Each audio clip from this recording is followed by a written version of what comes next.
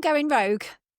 I'm not going to introduce myself in the normal way. I'm not going to put the disclaimer in it. I'm not going to do anything like that because this is literally just me going rogue. So before I go on, I will say that I will likely cover some triggering topics. So please have a read of the description for listening on, where you will also find a link to resources for support. If you have never listened to this podcast before, hello, I'm Laura and I'm ADHD AF. However, I don't really want you to start here. I would much prefer you to go back one, because this one is literally just me going rogue. But before you go, I just want to say one thing. Starting next week, we have 8 free ADHD peer support groups happening in Scotland and England. We have got on the 4th of November a group in Birmingham at a brand new venue. So we've moved venue. So it is now at a place called Strix JQ. I think I'm saying that right. STRYX JQ in Birmingham. And also on the 4th, we've got one in Ayr in Scotland at 48 Newmarket Street. The Edinburgh peer support group has moved for one night only to the first Thursday of the month instead of the first Tuesday. And that is because Tuesday, the 4th of November is actually the facilitator's birthday. So a very happy birthday to our Nicole. On the 6th of November, as ever, we've got the London and Bristol peer support groups. The London one is Almora Road Community Centre and Bristol at the Tobacco Factory. On the 12th of November, we have got the Manchester group, and the Manchester group has also changed venue. So it is now at Friends Meeting House, which is on Mount Street at 7 p.m. with our Jill. And the 12th as well is the Oxford group in the same location, Headington Quarry. And on the 13th, we have got our Donny's Cambridge group. So all information about those free peer support groups are available in the show notes, where you can also find a link to sign up for email reminders and the brand new blog, which is out now. All of that said, you can now go and listen to a normal episode of ADHD AF, because this is just me rambling. I am currently in a hotel room in Ibiza, which sounds a lot more glamorous and rock and roll and exciting than it currently is. I'm here for Halloween. Happy Halloween, everybody. I'm very much a huge fan of Halloween. As now we are left with the people who already listen to the podcast, you will know that I have been really struggling this year since my mum passed away in January. Every time it's been time to go out with friends, I've really, really struggled and have often cancelled. Very much not my usual style, but this year has been hell, for want of a better word. And so, true to form, I nearly did cancel coming to Ibiza, and luckily I spoke to a friend who convinced me to come. And I'm here now in a hotel in the back end of San Antonio. Is a hostel. It's really funny because my husband, Big, is away. If you're still listening, listener who doesn't normally listen, he's called Big because he's 6'8". He's away with work. So I'm actually on my own. It's very strange. It's the first time for Halloween I've ever been on my own in the whole time we've been together, which means it's ladies' night, because my other 2 besties don't have their boyfriends on the island. So we're gonna be absolutely feral, actually. But in any case, I was in London right up to the last minute trying to decide if I was going to come. And like everyone else on the entire planet, and if you're not, what are you doing? Get on it right away. I was listening to Lily Allen's West End Girl, and there's the line, I'm in London and I'm all alone. And I was like listening to that, and now don't sing Laura, I'm a West End girl. I'm a West End girl, and I'm in the West End pretty much. I went from London all on my own to the West End. I'm finding it very amusing. Anyway, to carry on with the ridiculous Lily Allen obsession that I currently have with West End Girl, I suddenly realised at my friend's house last night when we were doing a dress rehearsal of our costume, because we're going as a duo. So we had to try on a costume, see if it worked, all the rest of it. And I was like, hang on a minute, what is my character's name? It's only Madeline. I'm going to Halloween as the name of the person who the whole world is talking about. So who's Madeline? Tonight, it's me. I'm Madeline tonight. And that is the only clue I'm giving. I might put it on the podcast socials. If not, go and check out Laura is ADHD AF on Instagram, and I will be posting it there later when we are off to Pike's Hotel. Anyway, seriously digress, and this podcast is meant to be about ADHD, so I'll get back onto the point. The point being, is that as well as being Halloween, it is the last day of ADHD Awareness Month. And what a month it has been. It is the 4th year that I've been doing this. And every single ADHD Awareness Month, I bite off far more than I can chew. Last year, by the end of ADHDAF Day, I could barely speak. Like, I put every single ounce of my energy into making those Leopard Print Army Specials miniseries of last year. And then ADHD AF Day, standing alone, asking everyone to do it with me.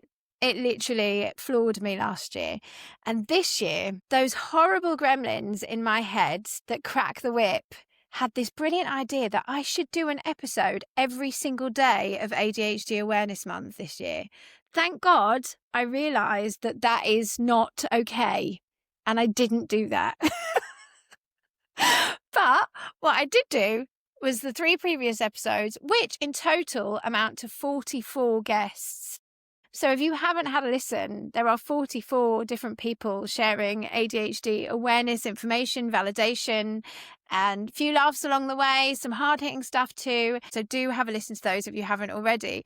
But actually, they were enough. And since the charity groups have started, every single month, at the end of the month, I've been putting out an episode which is a conversation with some of the facilitators of the peer support groups in which we discuss the topic that is coming up for the next month so that people can get a feel for it. If you're not in the UK, you get kind of a little taster of what the groups are like. And if you are, you get to see whether you would like to go to your local group, or if we haven't got one in your local area yet, you can apply to start your own. So you get a feel for it. Now, in the back end of my mind, I was like, oh yeah, I'll speak to this one and this one because they've got a new group, and then we'll have a conversation about this, introduce the topic, jobs are good, and blah, blah, blah. Completely forgot to schedule it. So this thing that was happening in my mind, I didn't close the loop.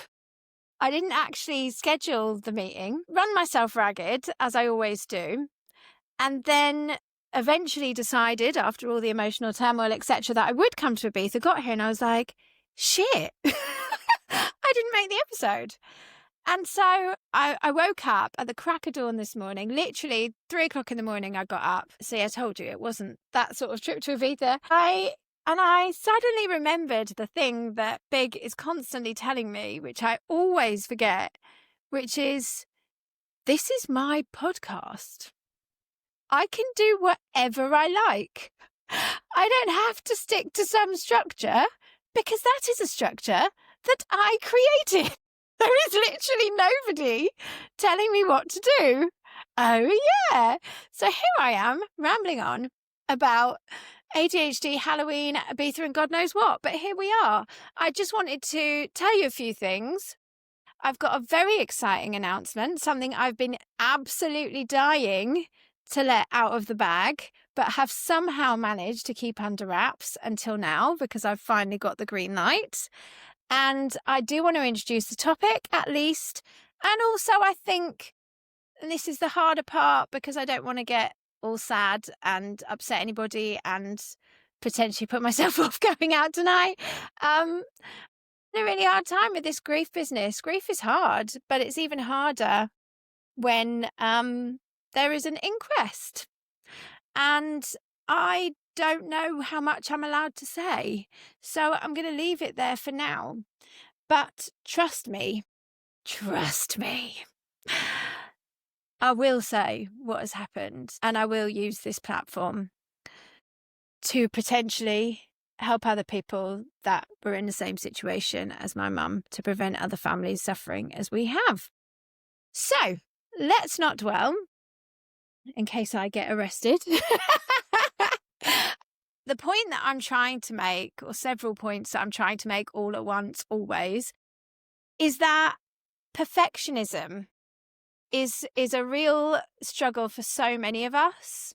These standards that we can hold ourselves to, this rigid structure, which really to anybody else's mind probably isn't rigid, but it's about as rigid as I get. Because it couldn't be done the way it has been done before, was stopping me from actually getting the really important information about the date change of the Edinburgh group and the venue changes for Manchester and Birmingham out. So to finally realise that I was doing that is really great. So I'm glad I got over myself, got over that hurdle, and got that really important information out there. I just want to say enormous thanks to the team. We have all, myself, Mandy, Kim, Kate, Lizzie, Yaz, Jill. I'm sure I'm missing people, but loads and loads of people have worked incredibly hard to get new venues, because I just really wanted all of our charity groups to be out of the pubs.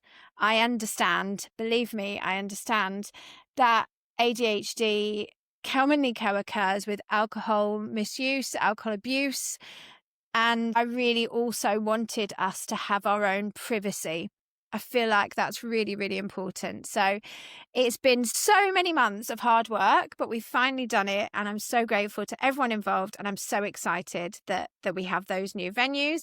There will also be a new venue for Edinburgh in the new year. But as I say, just for next week, Edinburgh has got a different date because it's our Nicole's birthday. I also want to say enormous thanks again to Steph for hand making all of those ADHD Awareness Month very special ribbons that we sell on ADHDAF Emporium, and to the wonderful John of ADHD or Just a Bit Weird or Just a Bit Bloody Wonderful for selling some of them for us and for just pushing so much with our ADHD AF Day campaign, and to all of you who have donated, to all of you who stood with me on that day. This year was nothing like last year.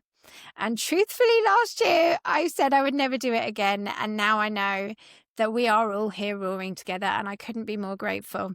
But next year, I'm going to have to get the team on board because I barely kept up and I'm still finding posts now. So yeah, thank you very, very much. I just want to really quickly comment about the groups, who is welcome there. I've always, from day dot of this podcast, May 22, had a disclaimer in there about gender. Whatever your gender, you're very welcome here. And that is also true for the ADHDAF plus peer support groups. It's just that we are aimed at, informed by, and led by ADHD adults of marginalised genders. But again, we would never discriminate against gender. So whatever your gender, you are very welcome at our groups. It's just that you need to understand what our charitable aims are and be respectful of that. But you are very, very welcome. The only stipulation that we have is that everyone is over 18 years of age, and that is for legal reasons, for moral responsibility, the topics that we're covering, and so that everyone in those spaces can be free to share in an open and adult way. So it is adults only, no children, no teenagers, nobody under the age of 18. And in October, the wonderful Darren and Claire, our Dazza from the Big ADHD fundraiser, came along to the Oxford group and had such a brilliant time. I even have a quote. He said, "I gained so much from it to understand more about how ADHD and menopause has such an impact, and to understand the symptoms more. I'm in a much better place to support my wife. I would recommend partners attend a group. It opened my eyes." So that is wonderful. And not only did Darren raise so much for our Chazza this year with the Big ADHD fundraiser, as some of you will likely have seen on socials or in the new blog, Darren has announced they will be fundraising for us and ADHD Adult UK again next year. We are so, so, so grateful. And I just love working with Darren and Claire. And yeah, I cannot wait for next year. So if you're interested in being one of the cyclists next year, I mean, Darren will explain more in due course, because there's a whole different system and plan next year, which is very, very exciting. But if you're interested, please go to bigadhd.com. Okay, so the topic for November is ADHD Tax, which felt like a very fitting topic for this time of year. So we're now approaching the festive period. I don't want to say the C word yet. Well, not that one anyway. And I don't know about you, but even though I knew that the C word was coming for a whole year, I haven't saved any money. I haven't thought about what I'm going to get people or set aside certain special funds. I haven't made pots to get people gifts, to give cards. I haven't done anything. You would think it doesn't happen every year, but here we are again. And I've done sweet FA. I don't have spare funds. I haven't done anything, but here we are with what will be a bulging social calendar and lots of responsibilities for gifting people and buying nice food and going to extra events and all of the things that this time of year can bring. So ADHD tax refers to the extra costs and consequences that people with ADHD often face due to the symptoms of the condition, such as forgetfulness, impulsivity, and difficulties with organisation. These symptoms can lead us to miss deadlines, incurring late fees, or causing costs that could have been avoided with better planning. Alongside financial stress and struggles, ADHD can cost us emotionally and impact our relationships. Essentially, ADHD tax is the price for the cognitive challenges that are commonly experienced by people with ADHD. Finances and calendars can feel particularly challenging at this time of year in every single second of my life. Media pressure to have the perfect Christmas paired with our own perfectionism can lead us to impulse purchases and increased emotional dysregulation. And I've just remembered that I've actually got the Christmas show that I did, the tour that I did last year on video, and I need to actually get it on the Emporium. Note to self, maybe by next month you'll be able to buy that on the Emporium, but you can't today, I'm afraid. Card and gift giving can cause us to forget financial commitments and overspend. An overstimulating social calendar can impact our routines, causing missed appointments, overwhelm, and even burnout. So that is the topic that all of the groups are going to be covering in November, which is next week. Apparently, I think I just lost a week somewhere in all of the grief and woe and the upcoming inquest and ADHD Awareness Month and all the things that I meant to, or that I'm thinking I can get done in a day or a week or a month. So sorry about that, but that is a topic. It's going to be amazing. And you know what?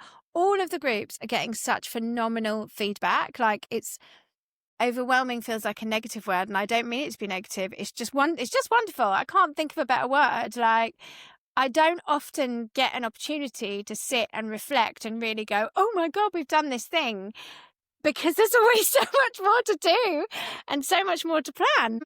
But ADHD AF Day was a great day for that. And we've actually been interviewing a couple of new facilitators for new groups, which will be coming in the new year. And I'm just, very, very excited about how things are going. And that is all thanks to you all. I know I've said it a million times, but the charity was inspired by the online Patreon community, all that was learnt there in that connection, but also from the live events, connecting people in their local areas for that peer support, making people understand that they're not alone, and all leaning on and learning from each other, the empowerment that that connection brings, particularly in real life. So everyone who has ever listened to this podcast, followed on socials, been to one of the live events, all of you have inspired the creation of this charity, which is helping a lot of people in Scotland, England, and soon to be Wales. Now, I'll tell you what else is a bloody amazing thing, and I am so overjoyed, so excited, and just absolutely bloody honoured to tell you about, and relieved to finally get off my chest, to be perfectly honest with you. I'm actually going to read this off my phone because this is a conversation with Sarah Templeton and I don't want to say the wrong thing. So, in the previous episode, so ADHD AF Day, The Many Faces of ADHD AF Part 3, one of the many guests was Sarah Templeton of ADHD Liberty Charity. So in that little snippet that I shared, Sarah talked about an ADHD educational video series which would be shown at prisons around the UK. A few months ago, Sarah asked me to be one of the people that took part in it. We recorded clips about my lived experience on 15 or so, possibly more, ADHD traits and symptoms. It's such an incredible idea, and I'm absolutely honoured, genuinely, to be part of it.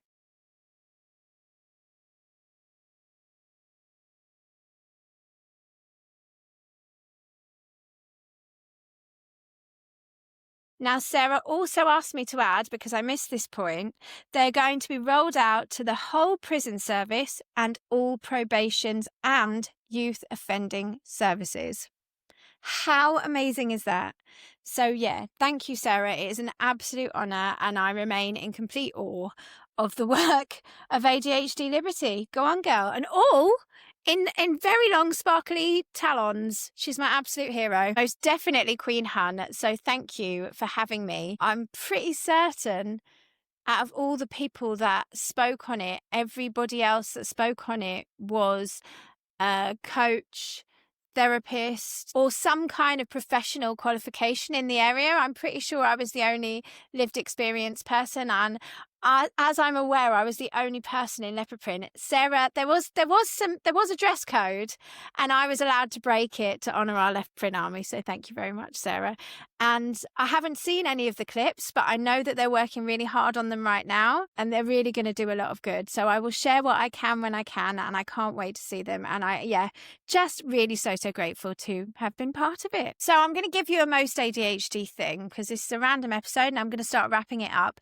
My most ADHD thing is that yesterday, my wonderful friend Roisin, she's one of my best friends in the world, and she's just the most talented, insane, creative makeup artist there is out there, full stop. Bold statement, but a fact. Go and check out roisin.o.makeup.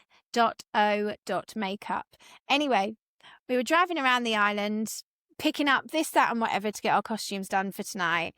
And I was like, I'm missing quite a vital piece of my costume. I need to get a skirt or a dress. And she was just like, how do you not have one? I said, well, I just couldn't commit. I couldn't decide which one to get. I couldn't find the right one. I've been looking for months, literally at least 6 months. I've been trying to find a skirt for this costume, and I just couldn't find the right one. So yesterday we drove all over the island, and time's ticking away, and she's got an appointment and places to be, and I just was so worried that I was going to hold her up. Suddenly dawned on me, like, how have I done this? Like, much like the grief exacerbating ADHD symptoms and clouding my vision in the fact that I hadn't even scheduled in the interview for this episode, I suddenly also realised that literally it's today and I don't have anything to wear on the bottom half of my body. That's quite a big problem, actually, that isn't going to solve itself. Anyway, so she had to go to one side of Ibiza town, and I was like, look, you just go and do your thing, and I'm going to run away. I'm going to go over here and run in all the little shops, trying all the things, I'll find something. So I go into this shop, and I find this dress. And so I run in, and I'm so stressed. I'm so like, all stressed about it. Go into the change room, right, okay, checking my watch. I'm just like, right, I found a dress, I'm just going to try it on. Blah, blah. Go in. Go to try this dress on, and I'm so flustered that I actually punched myself in the face, full on, punched myself and cut my lip because I caught the end of my ring on my lip and punched myself in the face. So that is my most ADHD thing, for the choice paralysis, the overwhelm, the lack of risk perception, the everything else, and then on top of it, the clumsiness or lack of spatial awareness of the co-occurring dyspraxia. So there you go. So I'm going out tonight with a bit of a cut on my lip, but here we are. But I did get a dress, but my God, am I suffering for my art. I only had it on, the whole ensemble, for about 10 minutes, maybe an hour, and I sweated through my clothes. So honestly, me and my partner in crime are literally suffering for our art this Halloween. So I think I'm just going to be outside at Pikes tonight. I don't think the dance floor will see me that much if I'm sweating that much just standing still in my friend's house. My other most ADHD thing is that in all of the episodes that I did, I kind of just made a mental list of what I was going to do. Not very good with lists. I know that they really help some people, but I don't even have enough logic to stick to one list. I'll start writing one somewhere and one will be somewhere else. So it's always feels like it's better to just have it in my head. But then obviously things go amiss. So in all of those 44 little snippets from different ADHD AF legends, I forgot one. So my most ADHD thing was that the wonderful Toni, who is co-facilitator of the Manchester ADHD AF Plus Charity Peer Support Group, had actually submitted a little clip to put into the episode, and I completely lost it because I didn't write it down anywhere, and I thought I'd got all of the facilitators and charity people into that second episode. Turns out I hadn't. So I'm going to leave you with Toni in a minute. Suffice to say, one more time, thank you for listening. It's been a hell of a safari these last few years, and this year has genuinely been one of the hardest years of my entire life, and unfortunately, it continues to be. But it's also been the most incredible year of my entire life to have properly started the charity and to see the positive impact that that is having. I saw on socials, I posted about the new blog for the charity, and one of the attendees of the Manchester group wrote on the post, "Such an amazing group. Thank you for making a difference to our lives." That is so wonderful. Thank you, Serious Laugh UK. And well done, Jill, for making that group so wonderful. So I'm going to sign off now. I've always done everything in this space is just do what you can with what you have. And done is better than perfect. And just everything is in action, figuring it out and winging it as I go. That I think I might actually be in all of the sea of ADHD podcasts that there are now. I think I could quite reasonably and gladly take the title of the enfant terrible of ADHD podcasting world. That is absolutely what I am, and I'm owning it. So, happy Halloween, everybody. I really do hope that you will come along to one of next month's peer support groups. All of the details are in the show notes. Thank you for all of your support over ADHD Awareness Month and always, especially on ADHD AF Day. Please do give this podcast a follow. Hit those stars. Please write a review on Apple. I've not had one of those for ages. If you're listening on Apple, write me a little review. I'd love it, but perhaps maybe not specifically on this episode because, as I said, this one was just me going rogue and living up to my nickname, which is Renegade. So I will leave you with the wonderful Toni. Go on, Tone. Take it away, darling. Hi, my name's Toni and I'm a co-facilitator at the Manchester Support Group. I think that ADHD was missed in me simply because that I'm female. I was diagnosed at university with dyslexia and told that I had a type A personality, that I rushed too much and made loads of careless mistakes, and that's why I was struggling so much with my uni work. The symptoms listed were literally ADHD, however, because it was year 2000 and females weren't diagnosed at the time. I think that's why it was missed.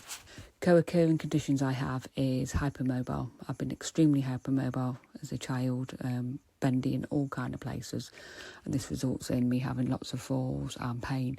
I'm also dyslexic AF. I walk into doors, driving is a nightmare. Anything in the world that I can bump into or fall over, I will.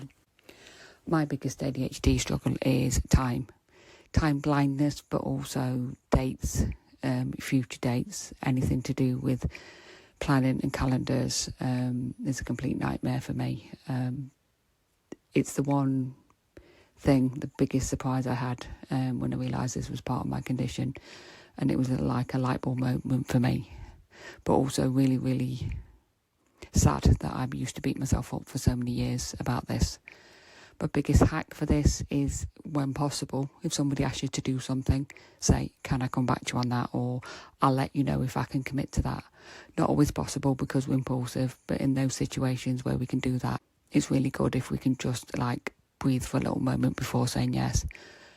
My other hack is not about the saying yes to things, but when we do fuck up, which we do often with me, double book and have to apologise and rebook things, just say to ourselves and others, I'm really sorry, I didn't do it on purpose, I'm not trying to upset anyone, I just have issues with dates and times, and not turn it into a big deal, not putting value judgment on yourself as being a bad person.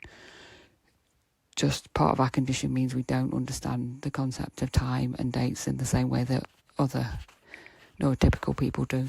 I decided to be co-facilitator of the group in Manchester because I I've got great support and made loads of contacts from people from the Discord community. However, most of them aren't local to me. And after going to the events put on by Laura, I wanted to make contact with people in my local community. The Manchester group's really positive. It's going from strength to strength, and I've made contacts with people outside of the group that live close to me, so we've got that local connection as well as being part of the community. I also felt that the support I gained from being part of the Leopard Print Army was outstanding, and I just wanted to give back in any way that I could to Laura's movement and the charity. We are the Leopard Print Army. Hear us roar.